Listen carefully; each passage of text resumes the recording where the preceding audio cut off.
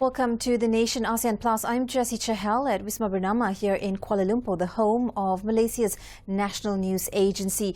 Shortly, I speak to Professor Dr. KRISHNAN, RAJAM, the professor at AIMST or AIMST University. He talks to us about a silent but serious threat during this season or rainy season and the floods, the risk of drowning and what Malaysians need to know to stay safe during rising waters. We'll also take a look at stories that have made the week from across this dynamic and diverse region. But let's start here with Malaysia first.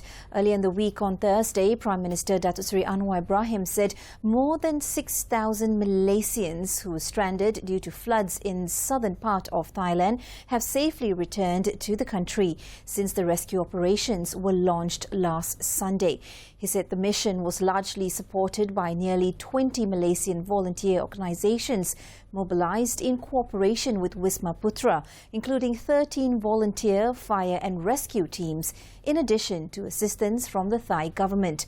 Anwar also urged the public to continue praying for the safety of volunteers and all parties still engaged in the mission to bring Malaysians stranded in the neighbouring country back home.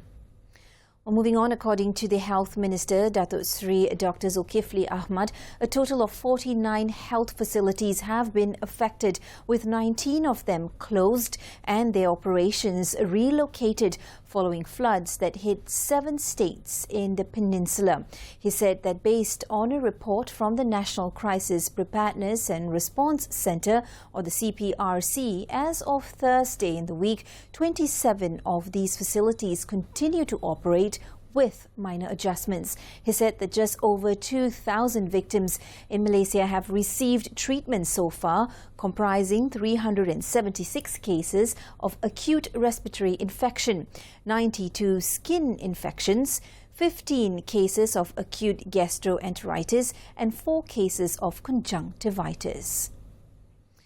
Next, the Immigration Department is offering free replacements of 4 Malaysia International Passports or PMA that were lost or damaged in the floods.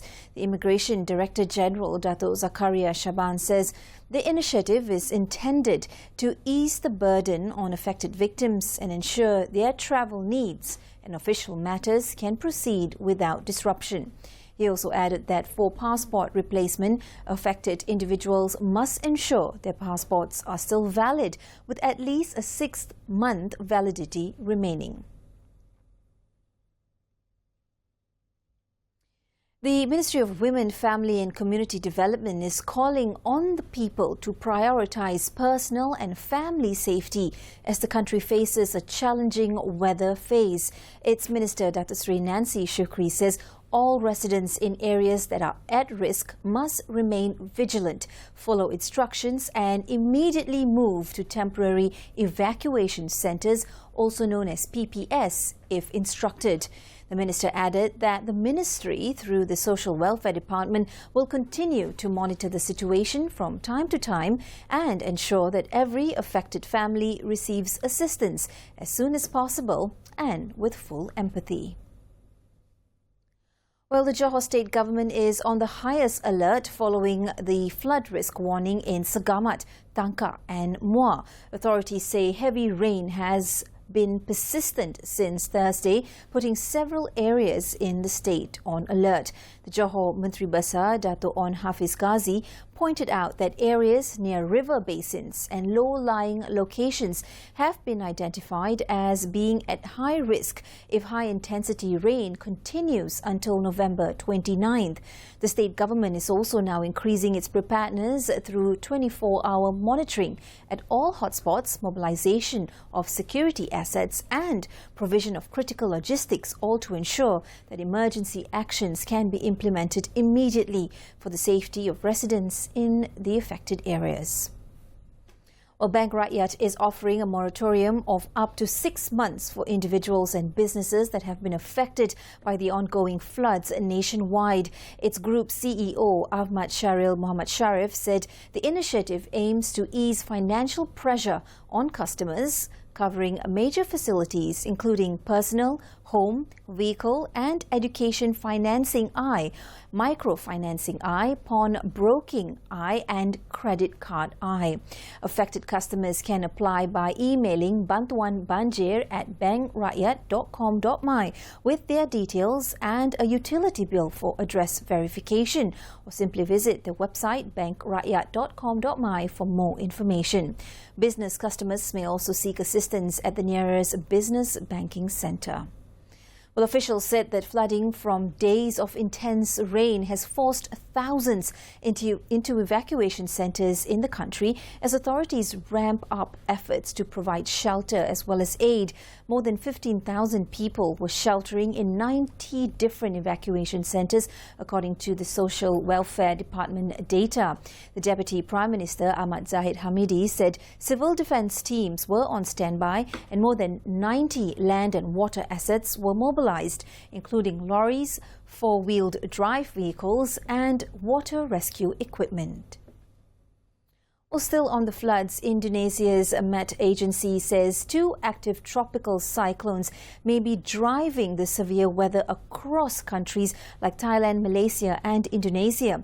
The agency identified tropical cyclone Koto near the Philippines and tropical cyclone Sanyar near the Strait of Malacca. Sanyar has hit already parts of Indonesia since November 21st and is expected to bring more heavy rain to several provinces in Sumatra over the next few days. Flooding has affected 9 provinces in southern Thailand and 8 states in Malaysia for a second consecutive year, forcing nearly 45,000 people to evacuate. Well, heavy flooding in northern Malaysia is now threatening the livelihoods of farmers as rising water cuts through paddy fields and rural communities. In the state of Perlis, a 1.4-acre rice plot has been left underwater following days of torrential rain. Families who depend on farming say the damage may delay the local harvest. Local authorities are working to assess losses and to provide support. The floods have killed 2 people in Malaysia and more than 30 in Thailand. At the moment, tens of thousands remain in evacuation centres while conditions are being closely monitored.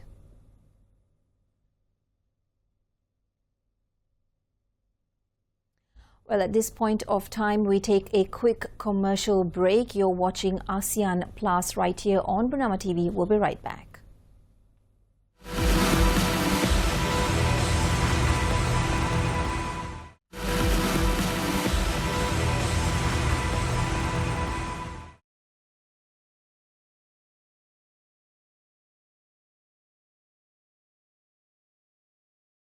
Welcome back. We now turn to a pressing issue affecting Malaysia and our neighbours, including Thailand and Indonesia, as extreme flooding continues to wreak havoc across the region.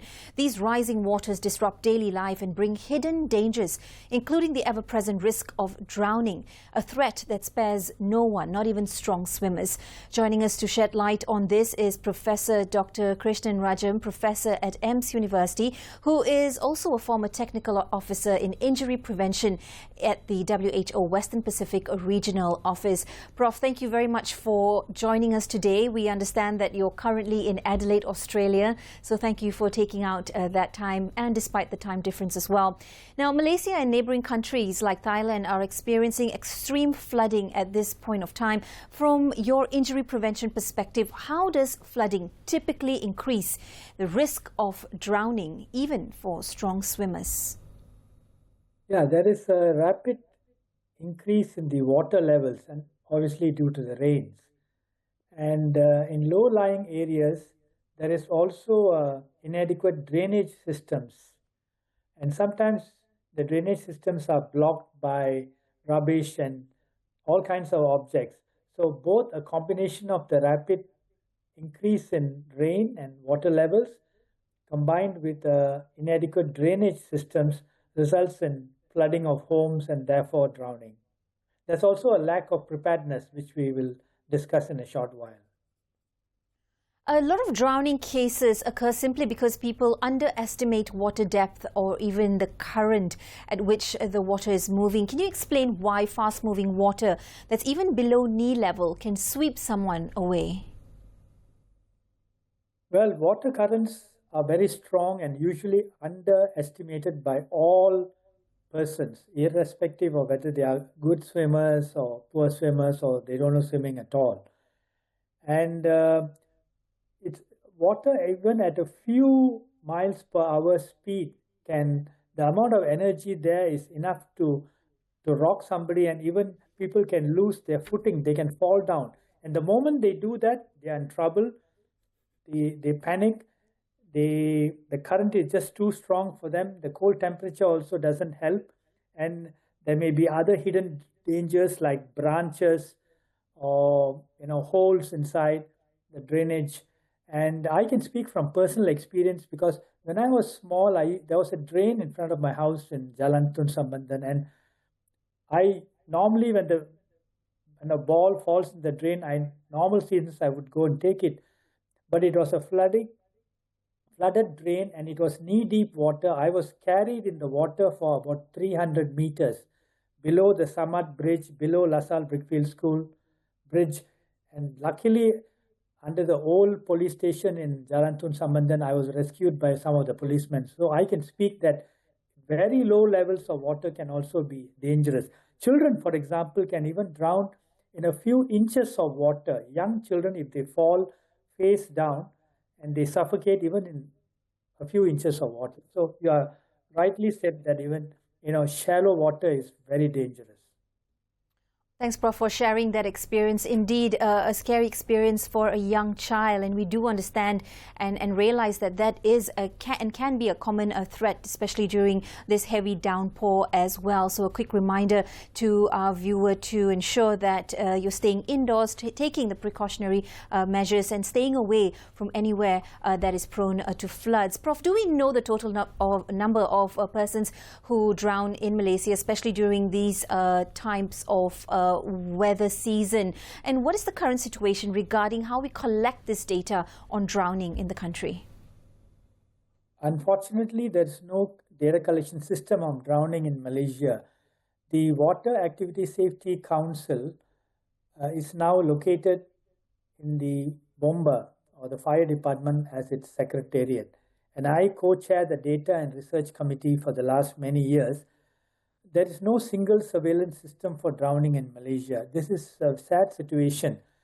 I understand that the Bomba is now prepared a surveillance system and is going to implement one soon to collect data on all kinds of drowning, not just those which are referred to them post-drowning or after drowning. So I think this is important because clearly the investigation of drowning will reveal the sources, the environment, the kinds of people who are involved, and then we can plan prevention activities or interventions for prevention. So I'm happy that the Bomba are now planning to collect data on drowning in Malaysia. And I think there is about 500 to 700 cases daily, but the exact number nobody knows. And what is known is that which is reported in the newspapers, the system. And flooding, again, I don't think there's any exact data on just the drowning deaths in Malaysia. Through your experience and observation, what would be the better way or better system to have implemented so that we can be on top of these numbers? And as you've mentioned, a system that's in place can then further the investigation on the reasons why drowning happens. So the relevant agencies, the Bomba in this case, unfortunately right now they only respond to drowning cases. But an ideal surveillance system should collect data on all kinds of drowning, those which occur at home in the bathtubs. And I think we should allocate enough resources to collect data on all kinds of drowning. For example, there are about 6,000, 7,000 road traffic deaths, and the traffic police investigate them. So why can't we investigate drowning, which affects about 500 to 700 cases every year? So a surveillance system should be complete, should have enough details for prevention purposes, as I mentioned, details on who is involved, the reasons behind them, and the environmental factors which contribute to the drowning. So all these should be compiled and the data sent to the relevant agencies in a timely fashion. There's no point sending the data after the annual report. So data collection and perhaps some research behind it too is very important for prevention, and I can't overstate that. Prof, what is your key message to Malaysians right now across the country, especially those who are on alert and for those who need to avoid necessary risk and those prioritizing, obviously, the safety of their families, for instance, the prevention of drowning and whatnot? Yeah, this is the preparedness I talked upon earlier. So preparedness begins with training with and by all local agencies, all the relevant local agencies, the police, the bomba, the community leaders, NGOs should work together and prepare the community for drowning. So early warning systems, weather prediction systems and all are very important. We must learn to share this information with the community on the ground, disseminate the information to our neighbors perhaps. We need to also clear our drains and gutters around the houses, especially those in low-lying areas. We keep our phones and power banks charged, our car fueled for early evacuation. Secure our documents, valuables in a waterproof plastic bag perhaps. Keep an emergency bag ready always in flood-prone areas with food, clothing, medicines, torchlight, batteries, power bank, etc. Keep flotation devices ready. We know that empty water bottles, the plastic ones, are good flotation devices. And again, early evacuation is much better than getting caught in floods. So we need to evacuate early with people, pets if needed, valuables, and our emergency bag. We should learn to help our neighbors with special needs and even our own family members such as children, elderly, those who are disabled, those who are sick, etc. But once you're caught in the floods, then we need to, if your house is flooded, the first thing to do is to switch off the electrical main switch, main system, keep away from electrical equipment, and perhaps if you have chemicals or poisons in any particular area, keep away from them. We should not attempt to drive in shallow water once there is flooding, and there are even shallow waters are dangerous for vehicles and motorcycles alike. We should go to the meeting point. Of course, we will naturally try to go to a higher area or the upper stories of the house, follow instructions of the responders, and be careful of even other dangers such as snakes and so on and so forth. Now, at the end of any floods, we should always review the system, review the action, the plan with the community so that we can learn from it for future incidences. And this is something I'm not sure whether it's being carried out. So right, Prof, I've got to jump in here because that's all the time we have. But I want to thank you for highlighting some of the dangers and what is being done and what needs to be done around flooding and the prevention of drowning as well. We'll speak to you soon. Now, weather conditions are changing rapidly across the country, and staying ahead has never been more important. Don't get caught off guard by the weather. Do get the My Cuaca app for the latest weather forecast, early warnings, and real-time updates at your fingertips. And of course, for faster, more accurate and for being up to date, download that app. You could also visit Met Malaysia's website there to give the latest updates. Well, we're taking a quick breather. When we come back, many more updates around ASEAN. I'll be right back.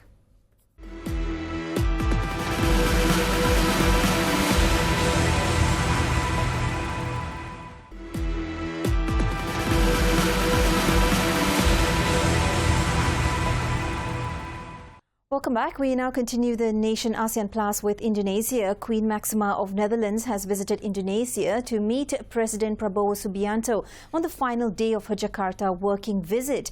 Arriving as the UN Secretary General's Special Advocate for Financial Health, she held talks on boosting cooperation with the United Nations to strengthen financial services.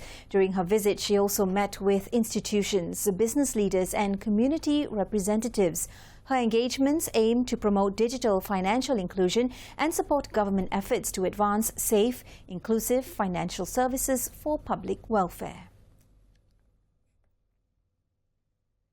Now, a local disaster official said floods and landslides in Indonesia's North Sumatra province have killed at least 24 people as Southeast Asia grapples with deadly flooding. On Wednesday, its meteorological agency reported that a tropical cyclone blew past Indonesia's Sumatra island, causing heavy rains and overflowing the nearby Malacca Strait that led to floods and landslides.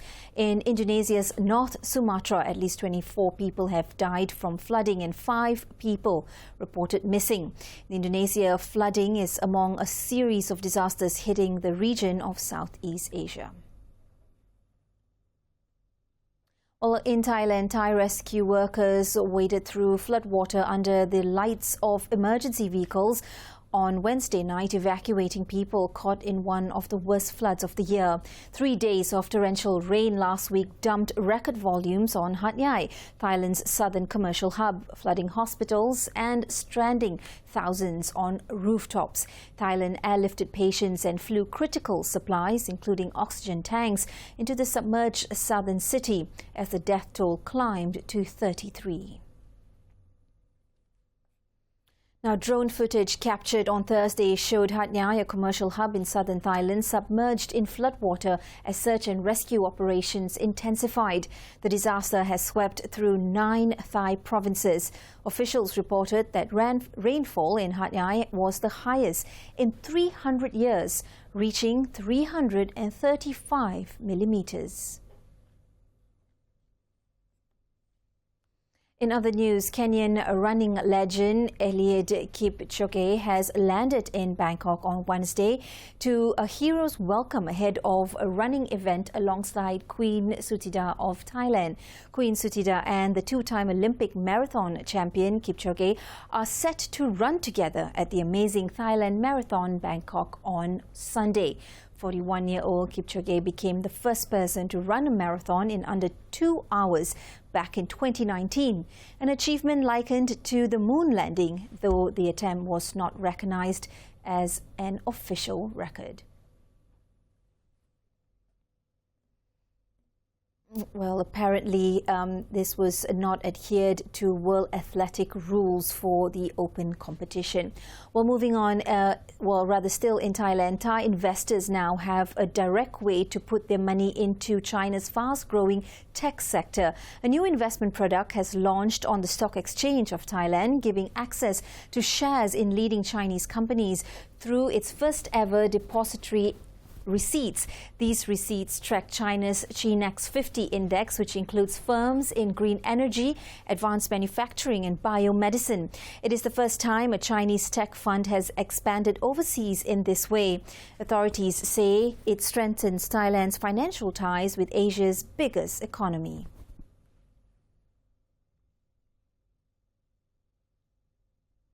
Well, before I go, heavy rain linked to tropical storm Senyar will continue in parts of northern Malaysia this week. If you're travelling, do allow for extra time on the roads and do follow official updates. Stay safe. You could also download the My Cuaca app for flood updates and reports. Well, that's it for now. Have a great weekend and keep it locked on to Bernama TV for more updates coming your way. I'll see you next time. Bye-bye.